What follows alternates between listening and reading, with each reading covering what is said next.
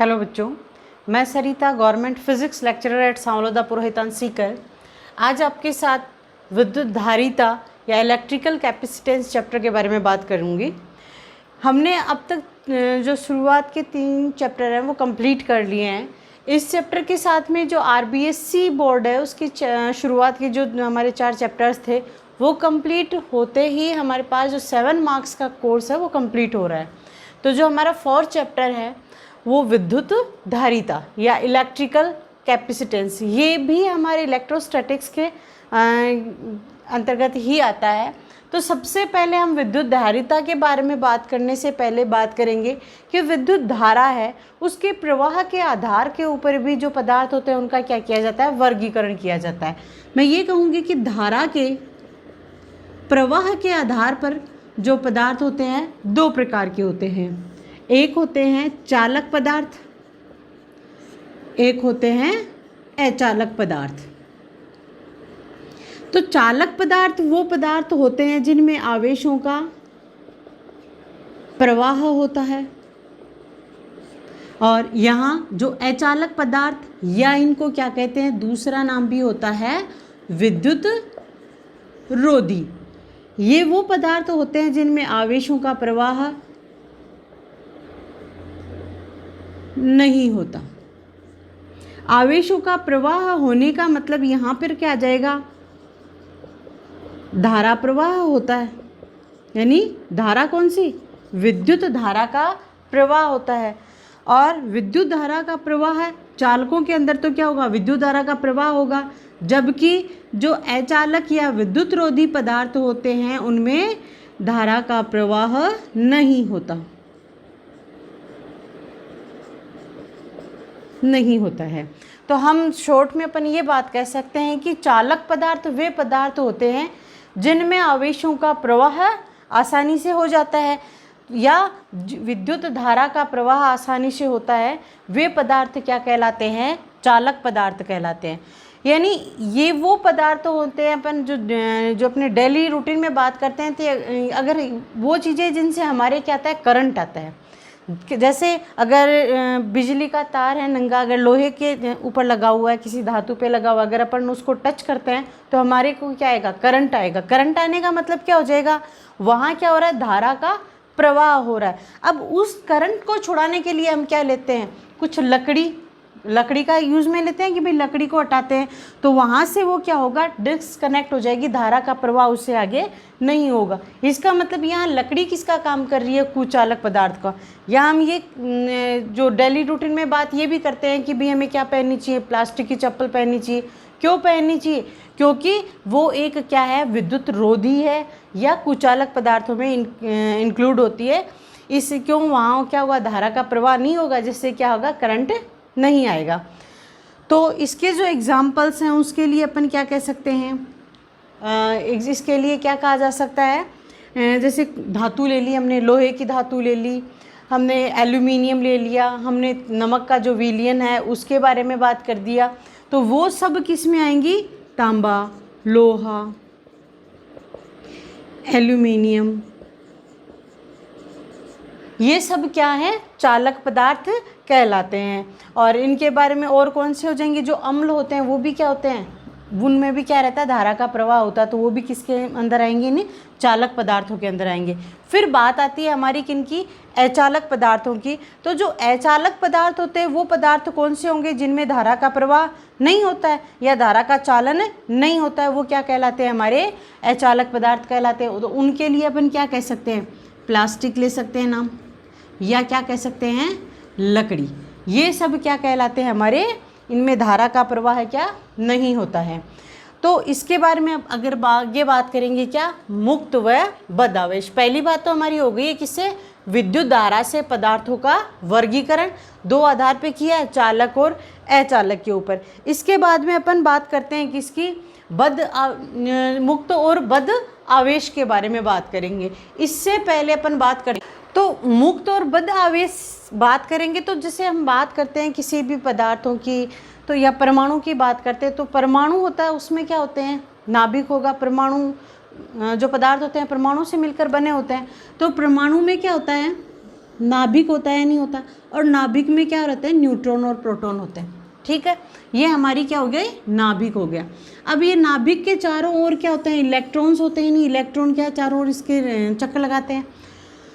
अब बात इसमें यहाँ पर बात आती है मुक्त और बद्ध आवेश की। जो इलेक्ट्रॉन्स का प्रवाह होता है वही तो आवेश है अपना रहा। तो यहाँ से बात आएगी कि जो इसके जो नाभिक के पास रहेंगे जो इलेक्ट्रॉन्स हैं, अगर पूरी कक्षा भरी हुई है तो इन दोनों के मध्य जो आकर्षण बल होगा वो प्रबल होगा या नहीं होगा। तो ये जो आकर्षण बल है वो इनको क्या करता है, एक दूसरे को इनको बांधे हुए रखता है।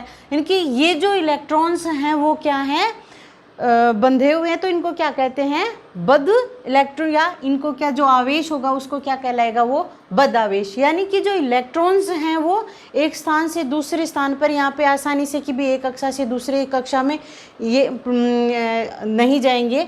ये क्या करेंगे, नाभिक के साथ प्रबल आकर्षण बल से बंधे हुए हैं। तो यहाँ पर बात क्या आएगी कि ये जो बद्ध आवेश है उसका किसे लेंगे कि यहाँ जो आकर्षण बल होता है वो क्या रहता है, प्रबल आकर्षण बल रहता है। और दूसरी बात ये रहती है, इनमें बात आती है मुक्त इलेक्ट्रॉन्स की। तो इससे जैसे जैसे अगली कक्षाओं में जाते जाएंगे, जैसे इलेक्ट्रॉन्स हैं पूरी कक्षा नहीं भरी रहेगी तो वहाँ इलेक्ट्रॉन्स क्या हो जाएंगे, एक स्थान से दूसरे स्थान पर अपना क्या कर लेंगे, स्थानांतरण कर सकते हैं। तो वहाँ स्थानांतरण करने का मतलब है कि वो जो संयोजी इलेक्ट्रॉन्स हैं उनकी कक्षाओं से लेंगे। तो वो क्या करेंगे कि उतना वहाँ पर क्या होगा, जितना जो प्रथम कक्षा के लिए अपन बात कर रहे हैं, जो पास वाले इलेक्ट्रॉन्स के अंदर जितनी अच्छी बॉन्डिंग रहेगी नाभिक के साथ, उतनी लास्ट वाली कक्षा के लिए नहीं रहेंगी। तो वहाँ जो इलेक्ट्रॉन्स होंगे उनमें जो इनका जो आकर्षण बल है वो क्या रहेगा, प्रबल नहीं रहेगा। यानी जो मुक्त हैं उनके लिए क्या रहेगा, जो आकर्षण बल है वो क्या है, दुर्बल आकर्षण बल है। तो यहाँ इलेक्ट्रॉन्स हैं वो अपना स्थान परिवर्तन कर सकते हैं, लेकिन ये क्या है कि कक्षा से बाहर नहीं जाते हैं। जैसे हमारे पास एक जो अपना फॉर्मूला रहता है 2n² वाला, कि जो प्रथम कक्षा के लिए क्या आते हैं, इसमें 2 इलेक्ट्रॉन होते हैं। अगर ये हैं तो ये पूरी कक्षा भरी हुई है। तो जैसे जैसे आगे बढ़ते जाते हैं वैसे वैसे ही अगर किसी कक्षा में इलेक्ट्रॉन्स क्या पूरा नहीं हो रहा है तो वो क्या करेंगे कि एक इलेक्ट्रॉन्स की जगह क्या खाली रहेगी, वो होल्स हो जाता है। तो वहाँ होल का मतलब यहाँ से क्या लेंगे, धन आयन का। तो धन आयन बन जाता है तो वो संयोजी जो अपने इलेक्ट्रॉन्स हैं वो क्या कर लेंगे, उस स्थान पर जा सकते हैं उसके अंदर ही, क्योंकि उनमें जो आकर्षण बल है वो उतना प्रबल नहीं है, वहाँ आकर्षण बल क्या है, दुर्बल है। तो वो क्या कहलाते हैं, हमारे मुक्त आवेश कहलाते हैं, जहाँ पर नाभिक और इलेक्ट्रॉन्स के बीच में जो आकर्षण बल है वो क्या है, वो इतना प्रबल नहीं होता है। वो क्या कहलाते हैं, मुक्त आवेश कहलाते हैं। तो और इसके बाद में हम बात करते हैं किसकी, परावैद्युत पदार्थ की और ध्रुवण की। देखो परावैद्युत पदार्थ कौन से होते हैं, परावैद्युत पदार्थ कह दो या इनको क्या कह दो, विद्युत रोधी पदार्थ कह दो, या क्या कह सकते हैं, ये कुचालक पदार्थ ही होते हैं। तो परावैद्युत पदार्थ वो होते हैं कि वैसे तो ये क्या होते हैं, अचालक होते हैं।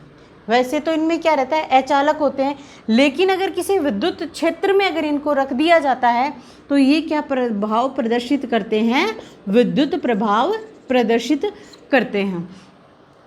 परावैद्युत पदार्थ भी 2 प्रकार के होते हैं। परावैद्युत पदार्थ 2 प्रकार के होते हैं। एक हमारा जो परावैद्युत पदार्थ होता है ध्रुवीय परावैद्युत, और दूसरा होता है अध्रुवीय परावैद्युत पदार्थ होते हैं। तो ये 2 प्रकार के हो गए। साथ में एक बात और ध्यान रखना कि ये जो परावैद्युत पदार्थ हैं कि जैसे जितनी थोड़ी देर के लिए ही अपना क्या विद्युत प्रभाव दर्शाते हैं, ऐसा नहीं रहता है कि परमानेंट इनके अंदर अगर विद्युत क्षेत्र में रख दिया तो परमानेंट ही उनमें विद्युत प्रभाव का गुण रहेगा। तो परावैद्युत पदार्थ कितने प्रकार के हो गए, 2 प्रकार के हो गए। एक तो हमारा हो गया ध्रुवीय परावैद्युत पदार्थ और दूसरा हो जाएगा अध्रुवीय परावैद्युत पदार्थ। तो ध्रुवीय परावैद्युत पदार्थ कौन से होते हैं कि जैसे अणु हैं, धनायन और ऋणायन दोनों से मिलकर बने होते हैं, पॉजिटिव और नेगेटिव दोनों चार्जेस होंगे। तो ध्रुवीय पदार्थ वो होते हैं जिनमें अणुओं में धन आयन और ऋण आयन है वो एक बिंदु पर स्थित नहीं होते। हम क्या कह रहे हैं कि एक बिंदु पर स्थित नहीं होते। एक बिंदु पर स्थित नहीं होने का मतलब क्या हो गया कि वो परस्पर क्या है, संपाती नहीं होते हैं। और जो ध्रुवीय परावैद्युत पदार्थ हैं उनमें जो प्रत्येक अणु है उसका जो नेट द्विध्रुव आघूर्ण होता है, नेट द्विध्रुव आघूर्ण है वो क्या होता है, 0 होता है। और जैसे इसके एग्जाम्पल अपन ले लेते हैं HCl अणु, H2O अणु, इनकी बात कर लेंगे। जैसे हम बात क्या करते हैं कि अगर बाह्य क्षेत्र की क्या है, अनुपस्थिति है विद्युत क्षेत्र की। अनुपस्थिति होने का मतलब क्या हो जाएगा कि इसके अंदर जो अणु हैं उनके धन आयन ऋण आयन अलग अलग जैसे अलग अलग क्या है, क्योंकि एक जगह तो एक बिंदु पर तो है नहीं, ये संपाति तो है नहीं, तो इस तरीके से क्या है ये व्यवस्थित रहते हैं। तो इनका जो नेट द्विध्रुव आघूर्ण है वो क्या हो जाता है, 0 हो जाता है। तो यहाँ जो बाह्य विद्युत क्षेत्र है उसकी अनुपस्थिति में अगर बात करते हैं ना, ई क्या है यहाँ पर अब्सेंट है, तो उसकी अब्सेंट अगर रहता है विद्युत क्षेत्र की अनुपस्थिति में, जो द्विध्रुव आघूर्ण का मान क्या हो गया, 0 हो गया। वहीं अगर इसको क्या हम विद्युत क्षेत्र के अंदर रखते हैं, तो विद्युत क्षेत्र के अंदर जैसे ही रखेंगे इनमें क्या हो जाएगा, घूर्णन होगा, यानी कि द्विध्रुव आघूर्ण होगा।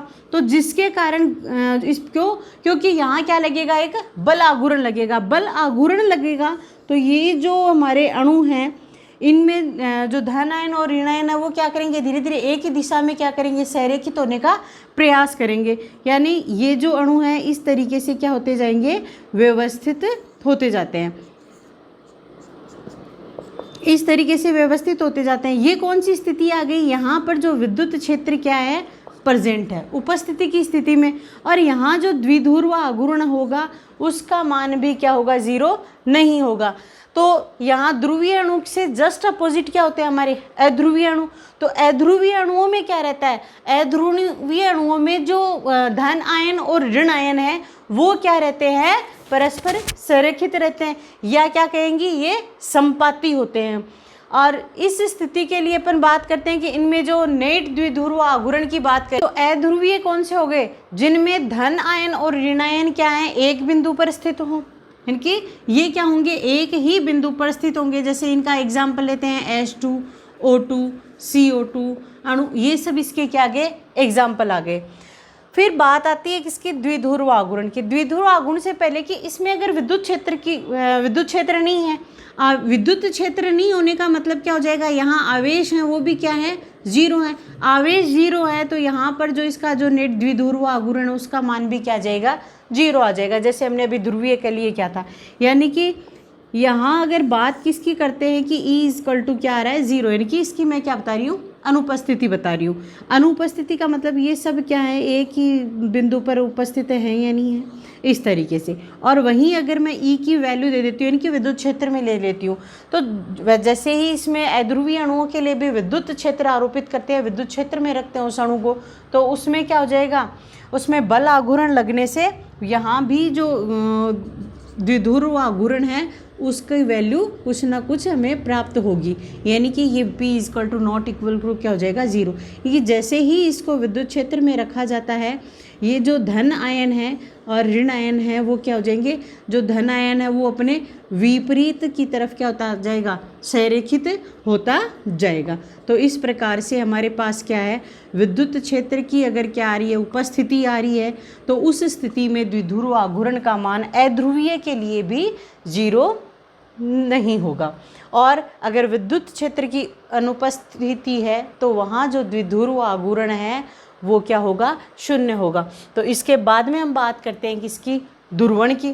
तो ध्रुवण क्या होगा, ध्रुवण यानी कि बाह्य विद्युत क्षेत्र अगर अपन आरोपित करते हैं, अगर बाह्य विद्युत क्षेत्र अगर क्या किया जा रहा है, आरोपित करने पर पैराविद्युत पदार्थों में द्विध्रुव आघूर्ण, कह रहे क्या है कि हम क्या कर रहे हैं उत्पन्न, इसमें E क्या कर रहे हैं, बाह्य विद्युत क्षेत्र लगा रहे हैं। तो यहाँ क्या हो रहा है, अगर द्विध्रुव आघूर्ण जो उत्पन्न हो रहा है, यही क्या है, द्विध्रुव आघूर्ण उत्पन्न होने की जो घटना है वही क्या कहलाती है, ध्रुवण कहलाती है। तो ऐसे पदार्थ जिसमें प्रेरित द्विध्रुव आघूर्ण का मान आरोपित विद्युत के, ध्यान से सुनना, आरोपित जो विद्युत है E है, विद्युत की बात करते हैं किसकी, E है, वो किस पर डिपेंड करने लग जाएगा कि आरोपित जो विद्युत है वो किसके समानुपाती होती है, उसके अनुदिश जो द्विध्रुव आघूर्ण हो रहा है उसके क्या अगर संपाती है, तो वहाँ जो संपाती होने का मतलब क्या हो गया, वो क्या है, रेखीय समदेशिक है। तो यहाँ जो विद्युत क्षेत्र है वो किसके संपाती आ रही है, यहाँ पर कि अगर E 0 आ रहा है तो क्या आ रहा है, P भी 0 आ रहा है। E अगर बाहर से कुछ लगा रहे हैं तो E 0 नहीं आने का मतलब, तो P का मान भी क्या आ रहा है, 0 नहीं आ